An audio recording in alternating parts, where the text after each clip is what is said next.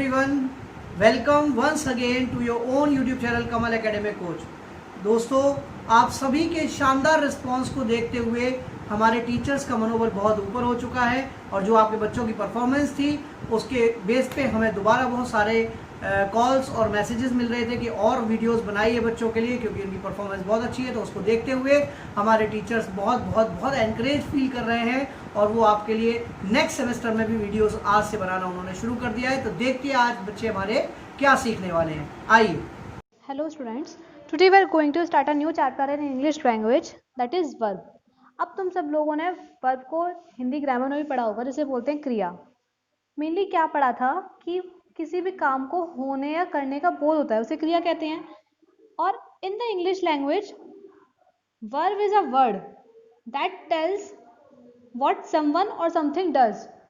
verb वो बताता है कि कौन क्या कर रहा है, किसी भी एक्शन, वर्ड का एक्शन बताता है या किसी भी काम को करने या होने की क्रिया बताता है। अब जैसे कि एग्जाम्पल लिखते हैं, sit, laugh, run, jump. Mainly ये सब चीज़ क्या हो गया, हमारे वर्ब्स। अगर हम इनको सेंटेंसेस में यूज़ करते हैं तो किस तरीके से यूज़ होगा? They are sitting in the classroom, right. तो इसमें यहाँ जो वर्ब है वो क्या है, सिट।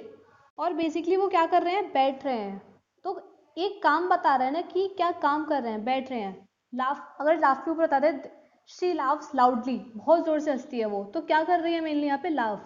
लाफ क्या हो रहा है, उसका काम बता रहे हो क्या कर रही है। तो बेसिकली ये चीज़ हो गया हमारा वर्ब। अब यहाँ वर्ब के टू पार्ट्स हैं, transitive verbs and intransitive verbs. Transitive verbs वो वर्ब होते हैं जिन सेंटेंसेस में मेनली ऑब्जेक्ट होता है। अब जैसे कि मैंने पहले भी सब्जेक्ट और प्रेडिकेट्स बताए थे। सब्जेक्ट्स जो पहले के वो होते हैं, जो वर्ब से पहले का जो पार्ट होता है उन्हें सब्जेक्ट्स बोलते हैं, और प्रेडिकेट्स जिन्हें हम ऑब्जेक्ट्स भी बोलते हैं, जो वर्ब के या वर्ब के बाद वाला जो पार्ट होता है उन्हें प्रेडिकेट्स बोलते हैं, ऑब्जेक्ट्स बोलते हैं। अगर किसी भी सेंटेंसेस में वर्ब के बाद वाला पार्ट है तो वो उसमें मेनली क्या हो गया, वो ट्रांजिटिव वर्ब्स हो गया।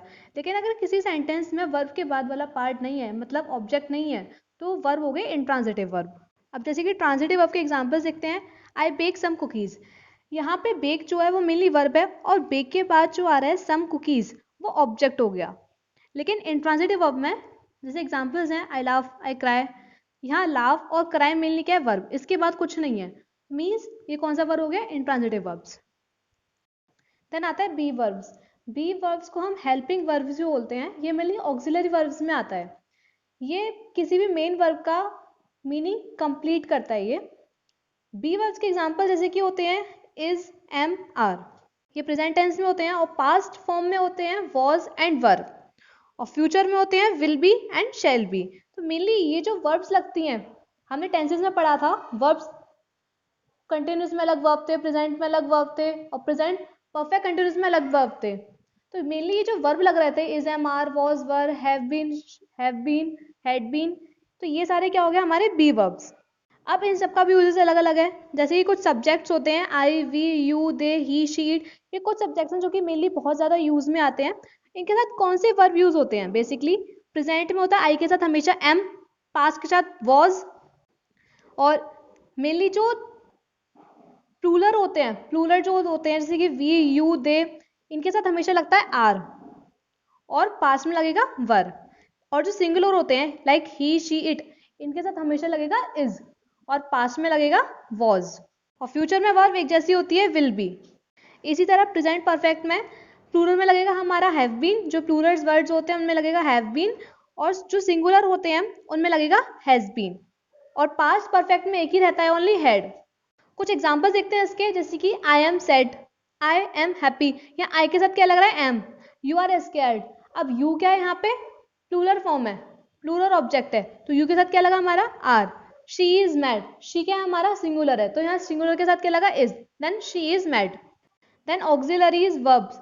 ऑक्सिलरीज वर्ब मेनली क्या होते हैं, हेल्पिंग वर्ब्स जो होते हैं, अभी जो मैंने बताया, जो बी वर्ब्स बोले जाते हैं उन्हें मेनली क्या बोलते हैं, ऑक्सिलरीज वर्ब।